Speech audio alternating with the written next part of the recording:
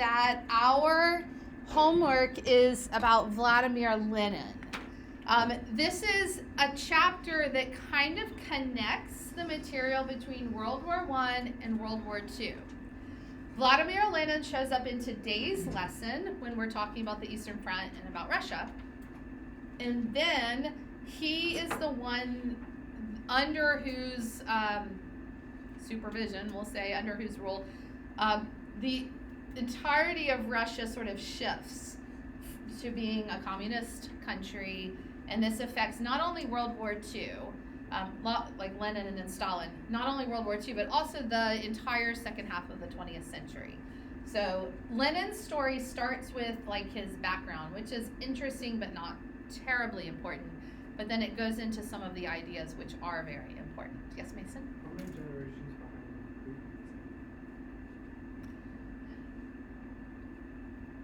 It's actually, it's not that many.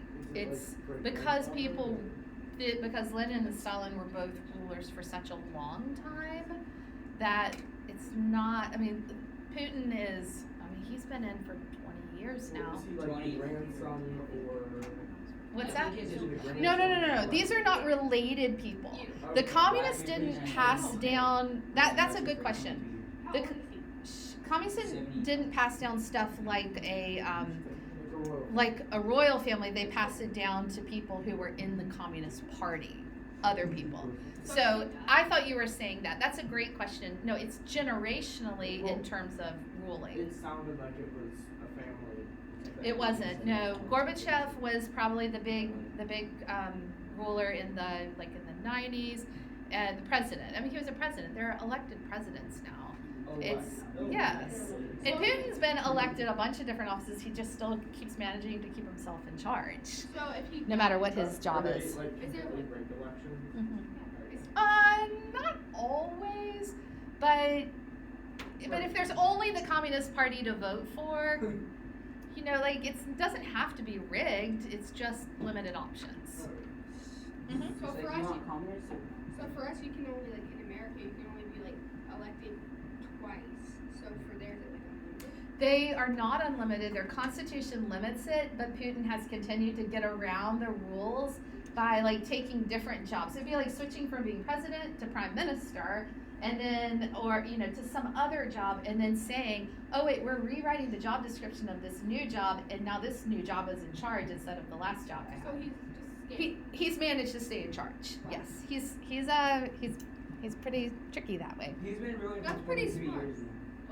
Yes, but he's 72 stayed years old. under the Russia constitution. He follows the rules. He just keeps changing the rules to fit his. He's been ruling Yes. since he was 50 years old, and he's 73 now. That's an impressive run of being a power-hungry person who's actually effective. Yeah. What? Why are there so many? That is a great question, but let's move on to this. All right, it is a good time to start researching your 20th century presidents project. Everybody knows his or her topic, with the exception of, I don't know if Mason knows, but Mason's going to go home and look and hit submit. You've chosen one. Oh yeah, I'm cool with Coolidge. Okay. Everyone has chosen a topic, and what I want you, when I say start researching, I'm trying to give you good habits.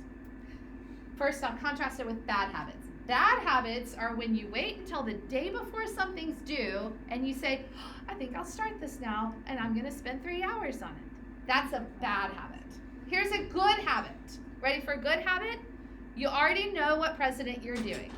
And so when you have 10 minutes, you say, you know what, that president, I'm going to look up what were some of his accomplishments. And you start looking it up. And you find out some stuff. And you know what, almost everything you find out is going to be new to you. It's not knowledge you already have. So you're going to need to grab the URL. You're going to grab the website link, and you're going to stick it in a document or in a note or something so that you can throw it into your bibliography later. So you're going to keep doing that. And while you're looking up the person's accomplishments, you run across something that's a controversy. And you say, goody, this will be good for my second paragraph. I'm going to make a little note of that. And maybe you spend 10 minutes today and then tomorrow or 3 days from now, you have time and you spend 20 minutes on it. Good habits are building on stuff like that and keeping your assignments in mind rather than waiting to the end to start them. Everybody got that? Yes. Trying to encourage you because you know what? This is going to help you be successful in high school, in life, in college if you go. It's important to build good habits in. All right, let's move on, and I'm going to cut the lights and ask you a question. When you think of the warfare in World War I, what's supposed to come to mind? Trench, yes. Trench warfare. World War I equals trench warfare. It is the place and the time that this became a thing. This is a World War I trench. Here's the guy lying on the wall of it with gun in hand, ready to defend, and here's another dude taking a nap. And this is not a dead person. It can't be a dead person because you know what? There's no conflict going on. They wouldn't leave a dead body sitting around. This is another napping person. Welcome to really well-established trench warfare. This is World War I, living in the trenches.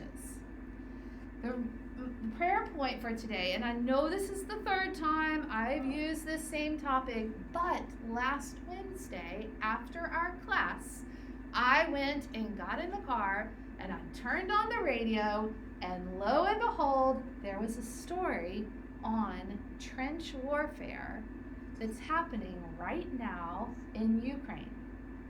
Because military analysts say that the fighting in Ukraine has settled into a rhythm reminiscent of trench warfare in World War I. This is really astonishing because people rarely bring up World War I as an illustration for anything. Everybody loves World War II. The stories are great. There's so much interesting stuff about World War II. So to pull back to World War I, to say like, oh my goodness, Ukraine, this war in Ukraine is like World War I, is really an interesting connection. And I think it makes perfect sense. I looked it up and there's a lot of people talking about this right now. Because of the way that the Russians and the Ukrainians are basically fighting for inches, for fields, for like a little bit of land here, a little bit of land there. It's very similar to the way World War I went down. It is, unlike what Putin thought it would be, a fast sweep in and out. A blitzkrieg, let's say, that would be Hitler's terminology for it. Instead of that, it has been an inchingly slow, drawn out, and in order to defend themselves, the troops have dug themselves into the fields. Because remember, Ukraine is agricultural. It is the breadbasket of Europe. So there's all these fields. They're all dug in. This is like a really fancy trench, but here are some of the other trenches. Some of them are just dug out mud holes with like a chair in it. And the dirt is part of the defense system. These are today pictures, by the way. This is like what's happening in the world right now. Why would Why is that? they? It makes no sense to attack Ukraine if Ukraine supplies half of Europe with food. Okay. Like, what's that half of the? Russia's large. They probably think they can supply themselves. They don't care about that. All right, so here's a guy taking a rest in a very tiny trench with a little kitty cat watching. Sometimes the war is, of course, fought behind rubber tires and cement pieces, but not always, because they don't always have supplies like that.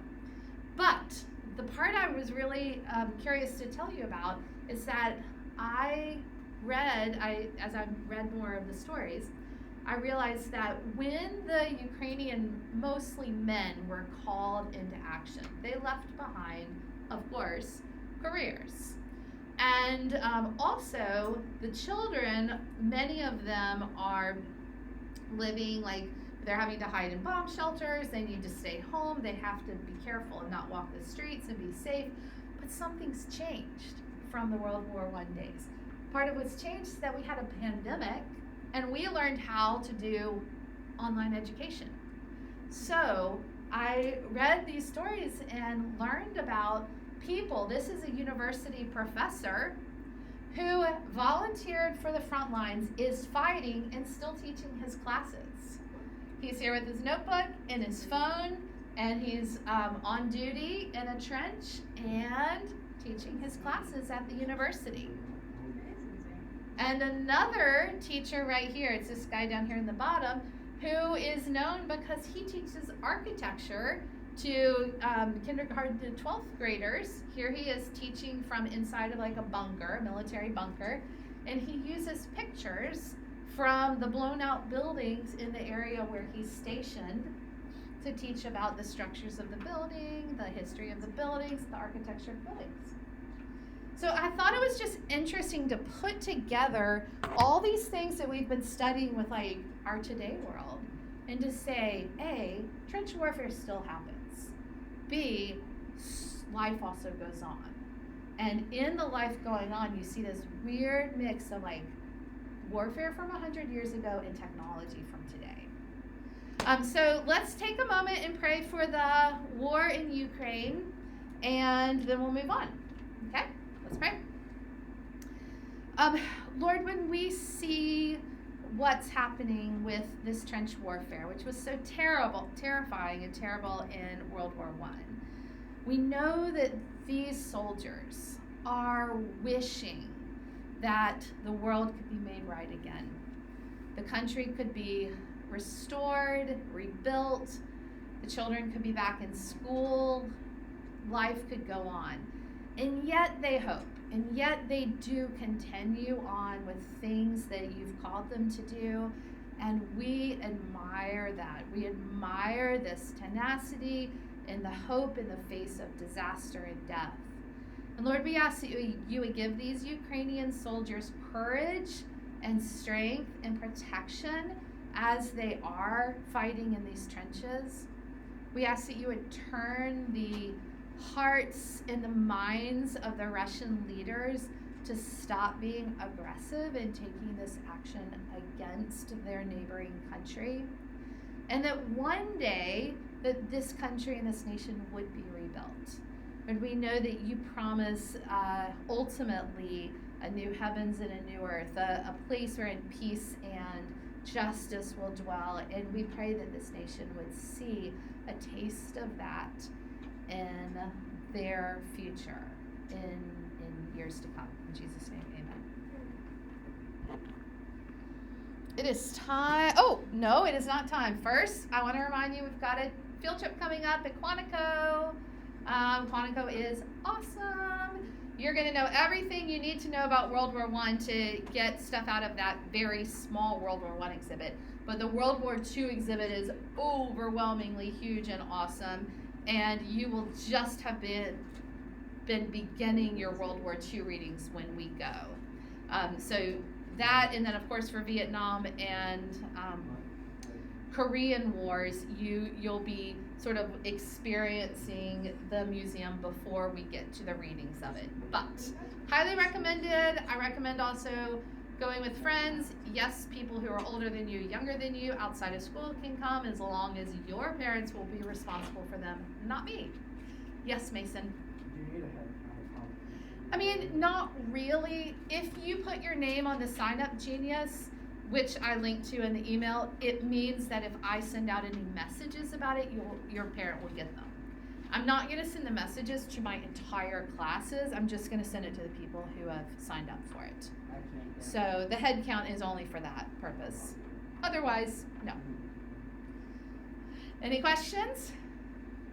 All right, let's take a quiz. Mason, will you turn on the light? European map quiz time. Like I told you before, I need it to be faster, so I switched the format to a matching quiz this time. The matching quiz means this. It's going to be a map. Seraphim, it's going to be a map. There's letters on the map at the place where the countries are. All the countries are in alphabetical order. So if you know where Austria is an A country. It's, the first blank. So alphabetical order for the countries. There is one bonus question. You're going to put the letters in the blank, letters in the blank. One bonus question is that you can write into the map one European country that I did not include on the quiz. Do not say anything to anyone else. Don't tell anybody what you're going to do. But if you know a European country that's not included on the quiz, write it in the right place on the map.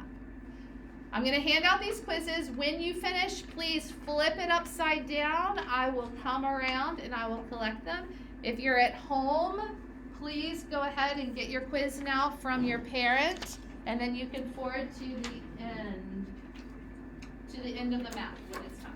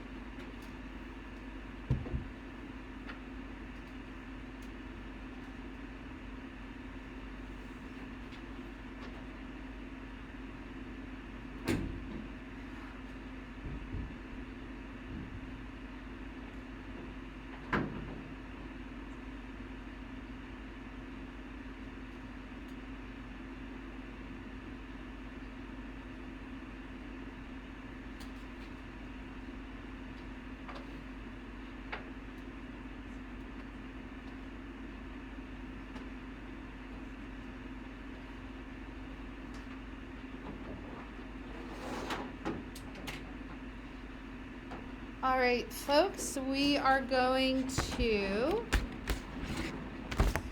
go on, and in order to do that, you need to have your note cards out.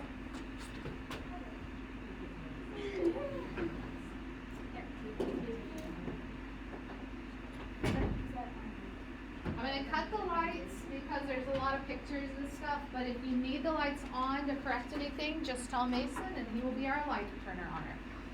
By the way, I don't think I mentioned this before. Middle school dance is coming up. Highly recommended as a fun activity for boys and girls alike. What? It is not, what day is this? March the 11th. Avery and I have a volleyball tournament that day, so we have to go from the tournament to dance. How much fun. That'll only make for better stories. Oh, well, good, but okay. Okay, so yes, do go to the middle school dance. All right, let's move on to World War I. Okay, yeah. I had a really hard time. The reason I have this map in German is because I had a really hard time finding a map that had 3 fronts on it. Usually when people talk about World War I, they only talk about the Eastern Front and the Western Front. What the author of our book calls the Mediterranean Front is not actually a very typically included World War I. Sometimes it's called the Middle East Front. But anyway, I just wanted to show you in general this. This lesson has a lot of moving parts and it can be complicated. So in order to frame it, we're going to frame it like the author did in terms of talking about the fronts. But before we get there, I need to ask you a really basic map skills question. I want you to use your entire arm to answer this question. When you're looking at a map, point to which direction is east. East. Okay, everyone look at where you're pointing. Now, on this map, now this is east of the Central Powers because they started the war. You can put your hand down. What country was the Eastern Front? Russia. Yeah, look right here. What country is this? Russia. It's Russia. So the Eastern Front was fought in Russia. Now, you're looking at the same map. Remember that everything is oriented to the countries that started the war, which is Germany and Austria-Hungary. And point now with your arm, which direction is west? Point west. West. That direction is west. So, you can put your arm down. When you're looking at the map, which way is the Western Front? What countries are the Western Front? France and Belgium. And whatever Dutchish. The Belgian waffles. Remember, Belgian waffles is waffle between Belgium and Germany. Yes, of course, there's a little like you're like, oh, isn't Brussels there? Isn't Luxembourg there? But the line where the trench warfare was fought on the Western Front was right along the areas of France and Belgium. There's, of course, some other parts down near Italy. You see from the white that the Switzerland stayed neutral. There's other neutral countries. But They just got involved.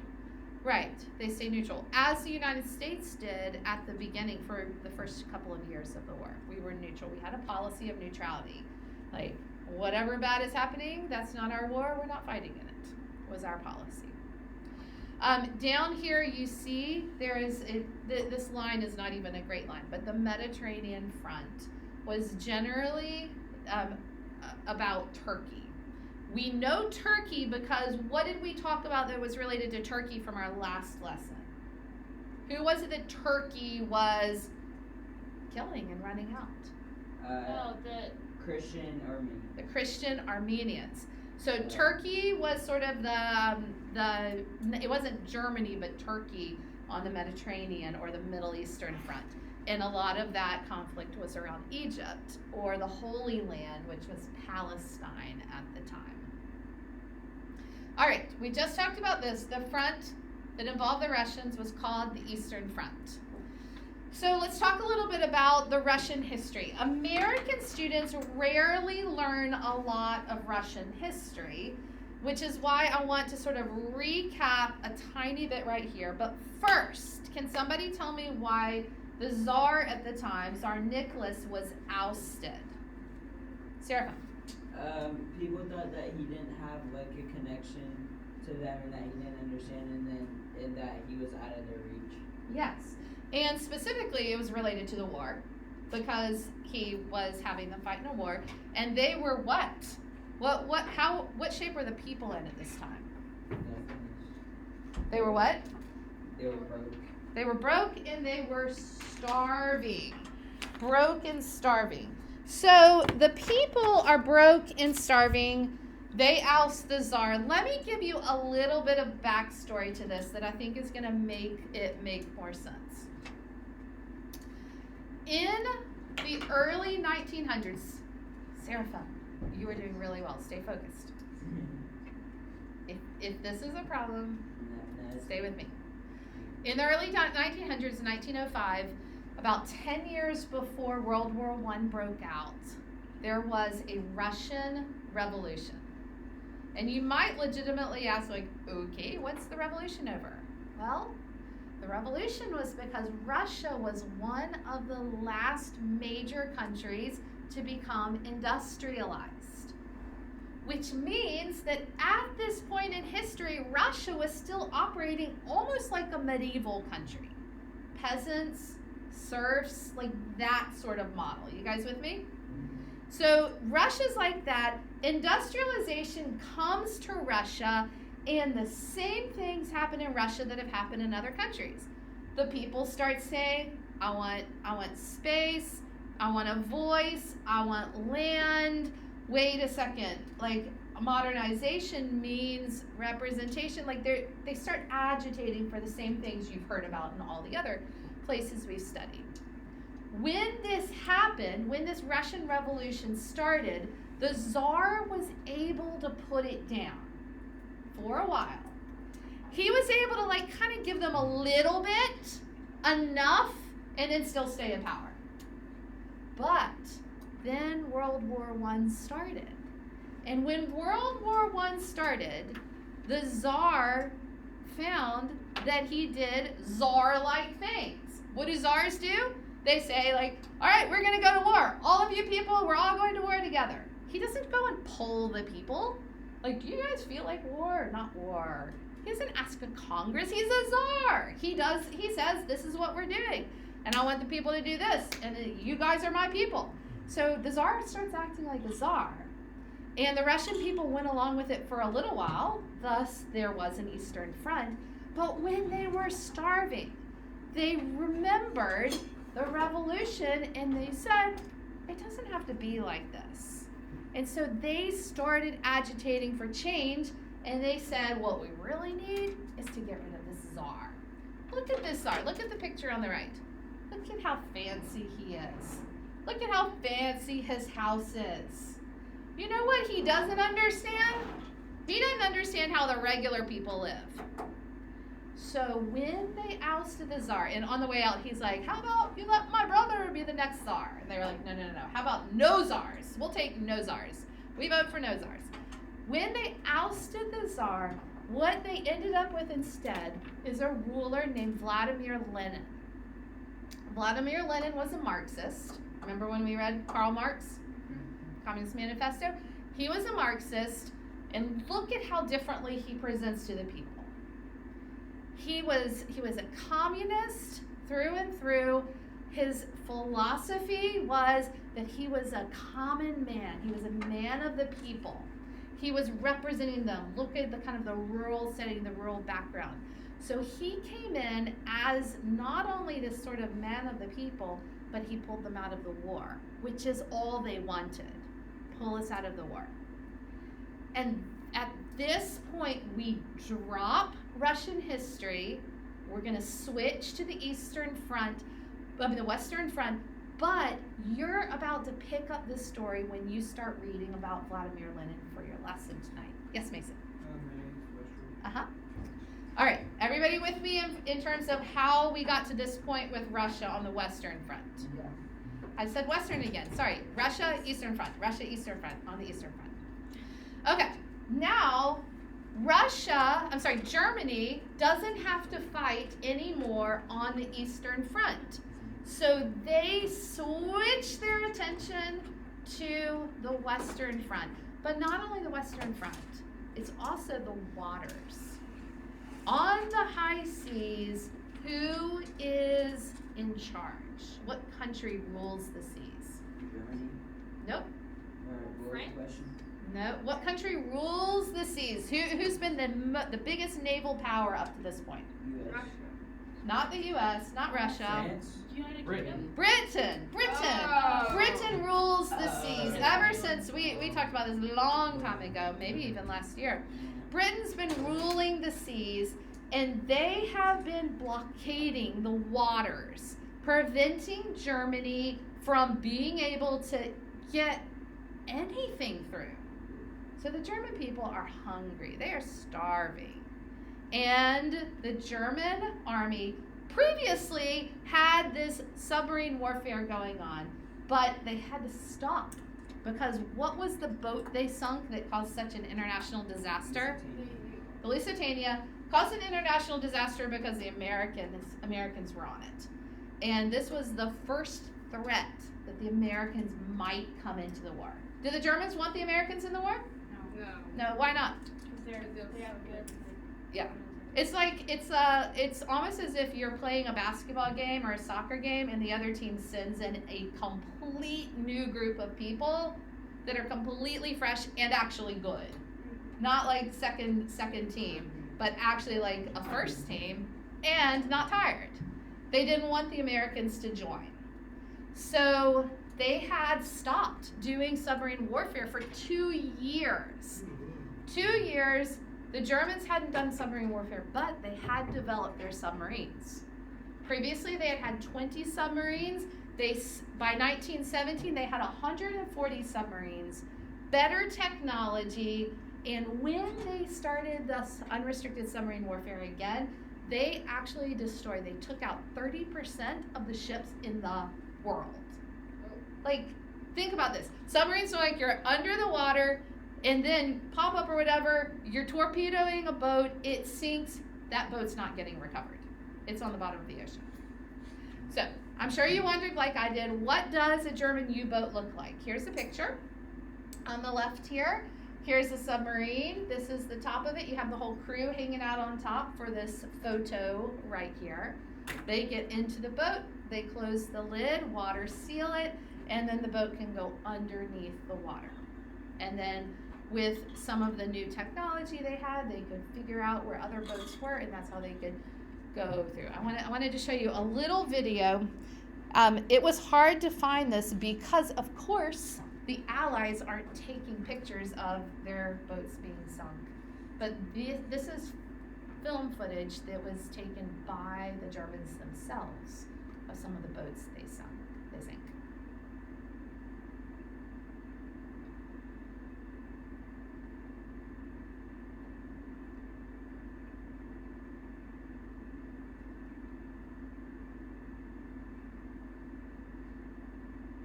How fast the boats go down.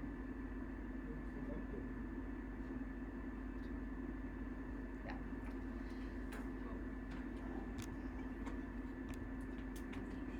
All right, so how did the U.S. end up in the war? Well, to start off, Woodrow Wilson is anyone in here doing Woodrow Wilson for your project? Nope, okay.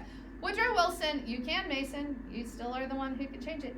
Woodrow Wilson had previously been the president of the United States, and in 1916 he ran for president again on the platform. Here are some of his buttons. He has kept us out of the war. He's like, vote for me. I keep people out of the war. This was Wilson's platform. War in Europe, peace in America. God bless Wilson. He is going to keep people out. He is the first person who used the slogan, America First. His America First slogan, incidentally, was pulled and used by the Ku Klux Klan in the 1920s as they would lynch and murder African Americans. And then, it's seen another more recent revival. So Wilson himself was believed in a policy of neutrality and in no war. He was anti-war. Within a year, he's asking Congress to declare war, and America is fully in World War I. So this brings us to the question, what in the world happened? What was, Mason, you probably know this, what was this thing that helped to bring us into the war, the Zimmerman Note? Do you remember it? Not off the top. Okay, go ahead. You remember it, Seraphim? Yeah. What is it? It was a note in German that Great Britain intercepted from a minister in Germany to a minister in South America about war, I think. That's a really good, that's a good recap. I feel like they learned. It was a coded message. It wasn't just a note. It was in code, and the British broke the code and said, we have a problem on our hands. Yes, Mason?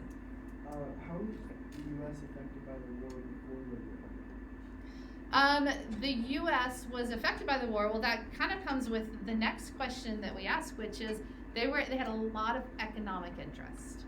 They had lent a lot of money to different countries, and specifically to the Allies. They were essentially on the Allied side, just not fighting on it. But were prices of things getting higher?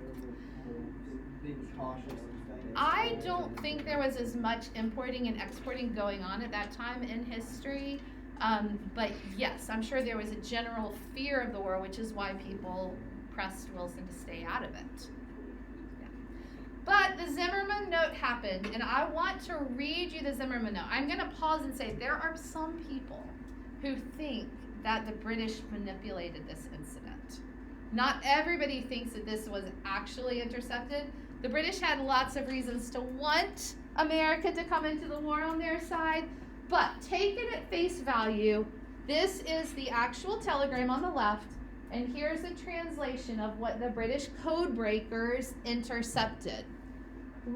But from the Germans. We intend to begin on the 1st of February unrestricted submarine warfare. Okay, that's already terrible because it had been 2 years since that had happened. We shall endeavor in spite of this to keep the United States of America neutral. In the event of this not succeeding, we make Mexico a proposal of alliance on the following basis: make war together, make peace together, generous financial support, and an understanding on our part that Mexico is to reconquer the lost territory in Texas, New Mexico, and Arizona. When were those lost? Battle Mexican-American War that we studied. So Germany is saying, we'll give you back the territory they took from you in the Mexican-American War. The settlement in detail is left to you. You will inform the President of Mexico, the Mexico President, of the above most secretly as soon as the outbreak of war with the United States of America is certain, and add up the suggestion that he should, on his own initiative, invite Japan to immediate adherence, and at the same time mediate between ourselves and Japan. Please call the President's attention to the fact that the ruthless employment of our submarines now offer the prospect of compelling England in a few months to make peace. So they said, we are going to beat England with our unrestricted submarine warfare. The Americans are not going to be a threat, but if they start, just help us and we'll give you back a ton of land. But that wasn't their land to give away, was it? Exactly, but if they beat America, then they can do whatever they want to with it, right? Wow. How do you think the American public felt about this? Not happy. Yippee-doo-hoo. When you read this, can you understand how the American public went from complete neutrality to like, we're up in arms. We're outraged. Nobody takes our land and gives it away. Nobody says, pull Japan in to attack America. Japan, what are you doing with that? The American public was outraged. This is World War I. This is not World War II with Pearl Harbor. This is in World War I. Japan had nothing to do with this war at this point. So, this is the huge difference. America had, like we had just said, a lot of economic interest in the war. They had an alliance with France, but they'd always had an alliance with France. That wasn't anything new. The new thing was that Woodrow Wilson, the President of the United States, had to make a pitch. And his pitch was, we have to make the world safe for democracy. His pitch was more theoretical. His pitch wasn't really about alliance, and his pitch wasn't about money. His pitch was, it is our duty in international affairs not to be isolationists, but instead to help make the world a safer place. Let me show you a short little clip about Wilson here.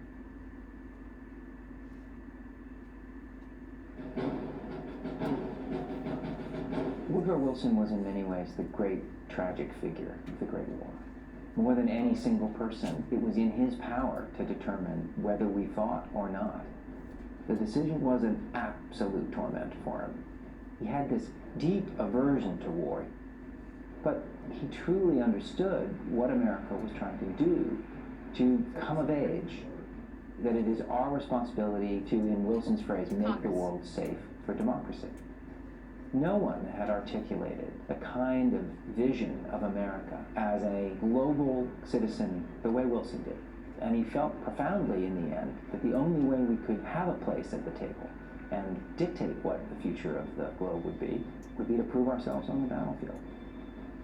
And in the end, his efforts to make the war mean something through the League of Nations or through the Treaty of Versailles ran headlong into his own arrogance and inflexibility.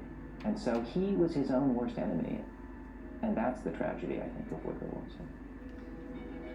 This is a prelude to a PBS show about it.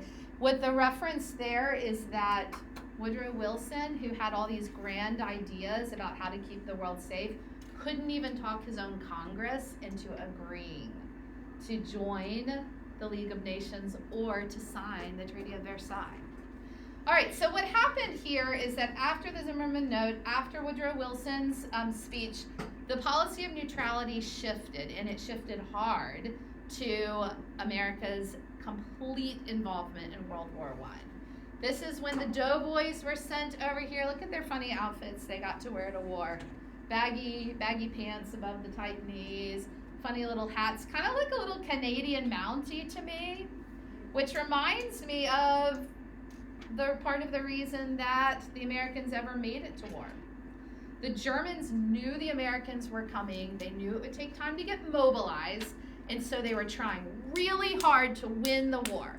They didn't have to fight in Russia anymore. They shifted everything over to fighting in the West.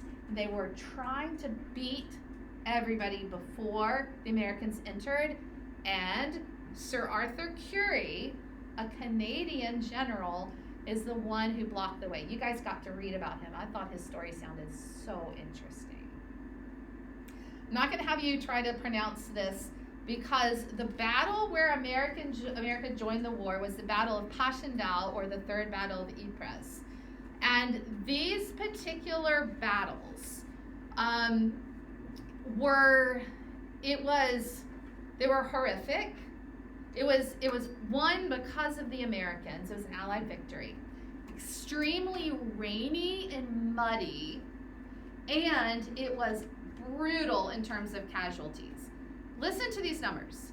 Somewhere between 250,000 people and 400,000 died just on the Allied side. The German side, it was the same. So there could have been as many as 100,000 people who died as a result of this one battle. It was terrible. It was, like I said, completely a mud pit. They built these duck boards because otherwise the soldiers would have sunk into the mud with their packs on and been lost. But tanks did sink. And people barely survived the weather. There's no tree coverage.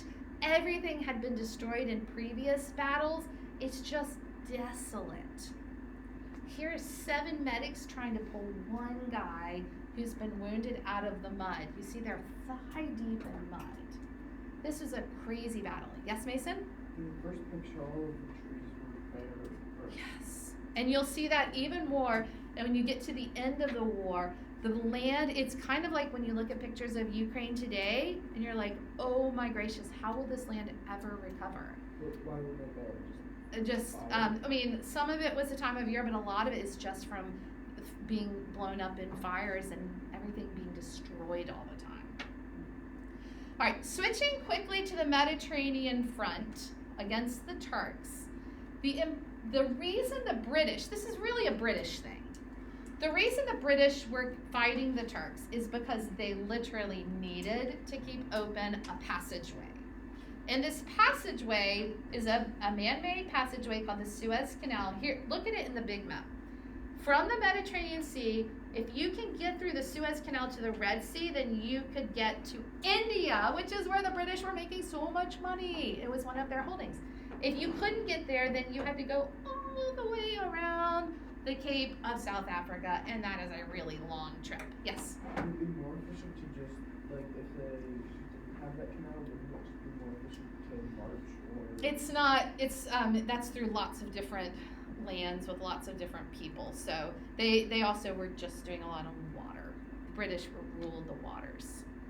It was in this British conflict in the Middle East that a general named Lawrence, who became known as Lawrence of Arabia, got his fame.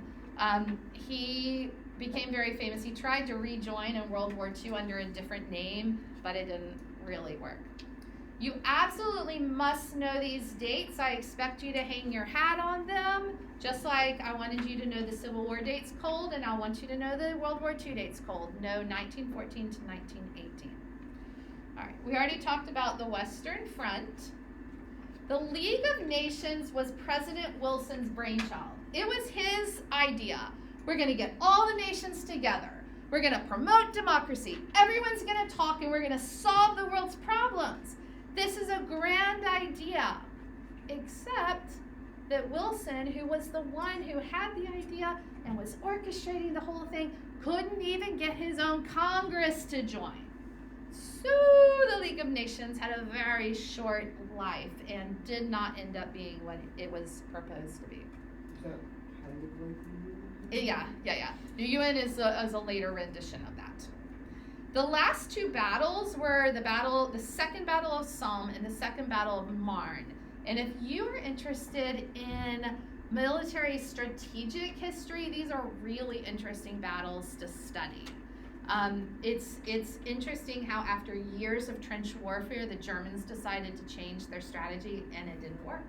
And it not only didn't work, but it's what lost them the whole war.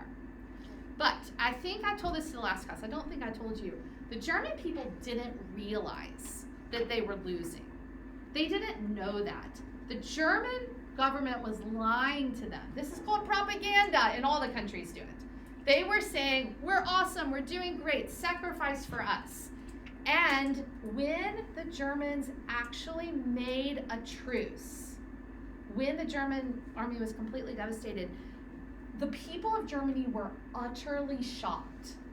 The truce was made at 5:15 on November 11th, and the truce was agreed that fighting would stop on the 11th hour of the 11th day of the 11th month, 6 hours later. That last day of the war, some people say more people died than in the storming of the beaches of Normandy. Thousands of people died, and at 11 o'clock, all guns stopped. So they knew that they were going to stop, and they just kept fighting to the very end. This is a picture from the last day of the war. In the fog, shelling everywhere. The war is over. The newspapers proclaim, but this is the last and a super important thing. The reason that World War I led to World War II is because of the harshness of the Treaty of Versailles. The Treaty of Versailles put all the blame on Germany. It made a burden that Germany could not bear. And Germany couldn't do what it was asking, and then guess what happened? Germany had to borrow from America a lot of money, and when Germany did that, America had the Great Depression.